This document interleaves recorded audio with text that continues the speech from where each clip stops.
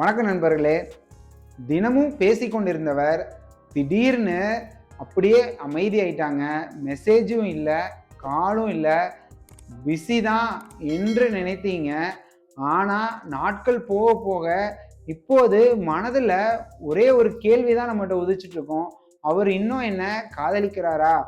Long distance ரிலேஷன்ஷிப்பில் இந்த silence ஏன் வருது? அதை எப்படியெல்லாம் நாம் ஹேண்டில் செய்யலாம் அப்படிங்கிறத நான் உங்களுக்கு இந்த வீடியோவில் சைக்காலஜி மூலிமா எக்ஸ்பிளைன் பண்ணியிருக்கேன். இந்த மாதிரி டெய்லி உங்களுக்கு ஒரு சைக்காலஜிக்கல் ஃபேக்ட்ஸ் வேணும்னா நீங்கள் என்ன லைக் அண்ட் ஃபாலோ பண்ணிட்டு அப்படியே இந்த வீடியோவை எல்லாத்துக்கும் ஷேரும் பண்ணிட்டு அப்படியே என்ன நீங்கள் சப்ஸ்கிரைப்பும் பண்ணிக்கோங்க. இதில் ஃபஸ்ட்டு பாட்டு என்னென்னா, ஒரு லாங் டிஸ்டன்ஸ் ரிலேஷன்ஷிப்பில் ஏன் சிரமமாகுது? அதில் ஒரே இடத்துல இல்லாததால் நம்மளோட ஃபேஸ் எக்ஸ்பிரஷன்ஸ் இருக்குது பார்த்தீங்களா, அவங்க அதை பார்க்கவும் முடியாது.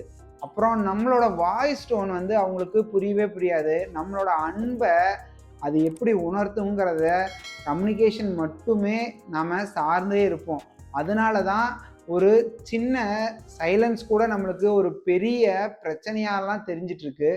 இதில் பார்ட் 2 என்னன்னு கேட்டிங்கன்னா, சைலன்ஸ்க்கு ஒரு 4 முக்கியமான காரணங்கள் இருக்குது. அதாவது ரியல் லைஃபோட ஸ்ட்ரெஸ்ஸு, அது வேலை, படிப்பு, அதே மாதிரி குடும்பத்தில் வர பிரச்சனை, இது சில நேரங்களில் மனிதர்களில் ரிலேஷன்ஷிப்புக்கு எனர்ஜியை தான் கொடுக்க முடியாமல் போயிடுது. இதனால் second one, emotional burnout. அதாவது நாம் தொடர்ந்து பேசிக்கிட்டே இருந்தோம்னு வச்சுக்கோங்க, சிலருக்கு மென்டல் எக்ஸ்வேஷன் ஆயிடுது. அதனால் அவங்களுக்குன்னு ஒரு டைம் ஸ்பேஸ் தேவைப்படுது. இதில் தேர்ட் ஒன் என்னென்னா, கம்யூனிகேஷன் ஸ்டைல். அது டிஃப்ரென்ஸ் ஆகும். எப்படின்னா, சிலர் தினமும் பேசணுன்னா அவங்க இன்னைக்கு பேசுகிற மாதிரி நாளைக்கு பேசுகிறாங்கன்னு இருக்காது. ஒரு நாள் ஒரு மாதிரி பேசுவாங்க. சிலர் வாரத்துக்கு சில முறை பேசினாலே போதுங்கிறத அப்படியே நினைக்க ஆரம்பிச்சிருவாங்க. ஏன்னா தொடர்ந்து பேசிட்டே இருக்கும்போது அந்த டிஃப்ரென்ஸ் ஒரு பெரிய பிரச்சனையவே உருவாக்கிடுது. இதில் ஃபோர்த் ஒன் என்னென்னா, இன்ட்ரெஸ்ட் அப்படியே குறைய ஆரம்பிச்சிடுது. சில நேரங்களில் அவங்க பேசும்போது ஆம் அப்படிங்கிறது அவங்களோட இன்ட்ரெஸ்ட்டை கூட குறைச்சிருக்கலாம். ஆனால் இதையே ஒரு முதல் காரணமாக நாம் நினைக்கவே வேண்டாம். மற்ற காரணங்களும் இதில் நீங்கள் கவனிக்கணும். பார்ட் 3 என்னென்னா, நாம் செய்யக்கூடாத தவறுகள். அதாவது ஒரு தொடர்ந்து மெசேஜ் அனுப்பிச்சு ஒரு 30 மெசேஜுக்கு மேலே அவங்களுக்கு அனுப்புறது, அதை செய்யாதீங்க. அப்புறம் ஒரு ஃபேக் அக்கௌண்ட்டை க்ரியேட் பண்ணி அது மூலமாக அவங்கள போய் செக் பண்ணுறது, அப்புறம் அவங்க ஃப்ரெண்ட்ஸ் கிட்ட அவங்கள ஒரு ஸ்பை மாதிரி யூஸ் பண்ணி அவங்கள வேவு பார்க்குறது, அடுத்தது சோசியல் மீடியாவில் தொடர்ந்து ஸ்டாக்கிங் பண்ணிகிட்டே இருக்கிறது, அப்புறம் எமோஷ்னல் பிளாக்மெயில் செய்கிறது, இதெல்லாம் பண்ணவே கூடாது. இதில் பார்ட் 4, இதில் சரியான அப்ரோச் உங்களுக்கு தேவை. என்ன பண்ணணும்னா, நீங்கள் காமாக இருக்கணும்.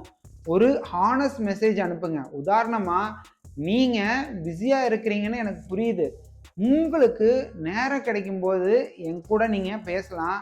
நீங்கள் கவலையாக இருந்தால் உடனே நான் உங்களுக்கு என்னங்கிறத கேட்குறேன் அப்படின்னு நீங்கள் ஒரு ப்ரெஷரே இல்லாமல் அவங்கள நீங்கள் கேர் பண்ணிக்கிற மாதிரி காட்டணும். இதில் பார்ட் 5 என்னன்னு பார்த்தீங்கன்னா, எப்போது நாம் பேச வேண்டும். அதாவது ஒரே ஒரு முறை 2 முறை இல்லை அதுக்கு மேலே நீங்கள் முயற்சி செய்யாதீங்க. அதற்கு பின்னாடி அவங்க விளக்கமே இல்லாமல் வார கணக்கில் சைலன்ஸ் ஆகிட்டாங்கன்னு வைங்க, உடனே அந்த ரிலேஷன்ஷிப்பை பற்றி ஓப்பன் கம்யூனிகேஷன் ரொம்ப ரொம்ப அவசியம். இதில் ஹெல்த்தி ரிலேஷன்ஷிப்பில் ப்ராப்ளமே இருக்கலாம், ஆனால் கம்யூனிகேஷன் கண்டிப்பாக இருக்கும். இதில் ஃபைனலாக நான் உங்களுக்கு என்ன சொல்கிறேன்னா, ஒரு லாங் டிஸ்டன்ஸ் ரிலேஷன்ஷிப் பார்த்தீங்கன்னா எப்படி நீங்கள் காப்பாற்றலான்னா, டிஸ்டன்ஸாக அதை இல்லை, அதை கம்யூனிகேஷன்ஸும் அவங்களுக்கு நீங்கள் நம்பிக்கையாக எப்படி இருக்கீங்க அப்படிங்கிறதையும் அவங்களோட மியூச்சுவல் எஃபோர்ட் இருக்குது பார்த்தீங்களா, இந்த 3ஐயும் சேர்த்து வச்சுருந்தீங்கன்னாவே அந்த டிஸ்டன்ஸ் உங்களுக்கு ஒரு பிரச்சனையாகவே இருக்காது. அந்த ரிலேஷன்ஷிப் நல்ல முறையாக நீங்கள் கொண்டு போகலாம். இந்த மாதிரி டெய்லி உங்களுக்கு ஒரு சைக்காலஜிக்கல் ஃபேக்ட்ஸ் வேணும்னா உங்களோட மைண்ட் வித் சதீஷை நீங்கள் லைக் அண்ட் ஃபாலோ பண்ணிட்டு அப்படியே இந்த வீடியோவை மற்றவங்க எல்லாத்துக்கும் ஷேரும் பண்ணிட்டு நீங்கள் என்னை அப்படியே சப்ஸ்கிரைப்பும் பண்ணிக்கோங்க. Thank you friends.